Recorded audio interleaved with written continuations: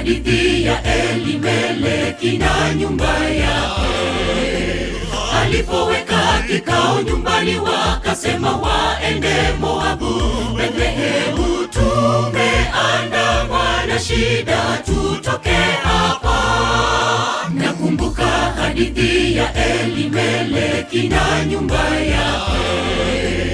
Alipoweka kikao nyumbani, wakasema waende Moabu. Bethlehemu tumeandamwa na shida, tutoke hapa. Wewe Naomi, mume wako na watoto wako wapi?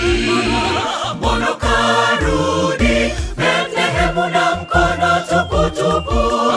Wewe Naomi, jibu sasa. Niiteni mara, Mungu amenichapa.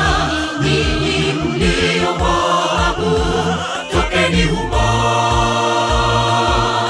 Wewe Naomi, mume wako na watoto wako wapi?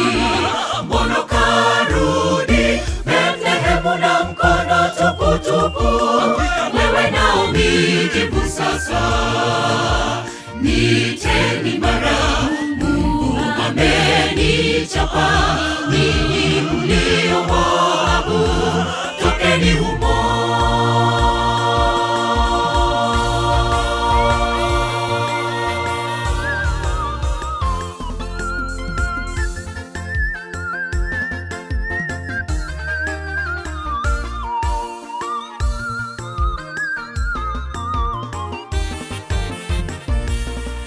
Tufahamu ya kwamba miguuni pa Yesu kuna baraka.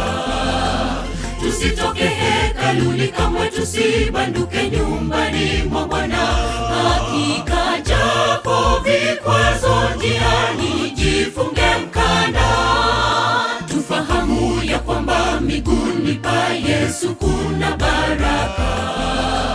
Tusitoke hekaluni kamwe, tusibanduke nyumbani mwa Bwana. Hakika japo vikwazo njiani, jifunge mkanda. Wewe Naomi, mume wako na watoto wako wapi? Mbona karudi Bethlehemu na mkono tupu tupu? Wewe Naomi, jibu sasa. Niiteni mara, Mungu amenichapa. Ninyi mlio Moabu, tokeni humo. Wewe Naomi, mume wako na watoto wako wapi? Mbona karudi Bethlehemu na mkono tupu tupu? Wewe Naomi, jibu sasa. Niiteni mara, Mungu amenichapa. Ninyi mlio Moabu, tokeni humo. Wewe Naomi, mume wako na watoto wako wapi? Mbona karudi Bethlehemu na mkono tupu tupu? Wewe Naomi, jibu sasa. Niiteni mara, Mungu amenichapa. Ninyi mlio Moabu, tokeni humo.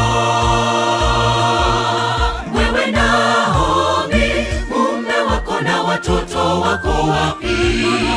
Mbona karudi Bethlehemu na mkono tupu tupu?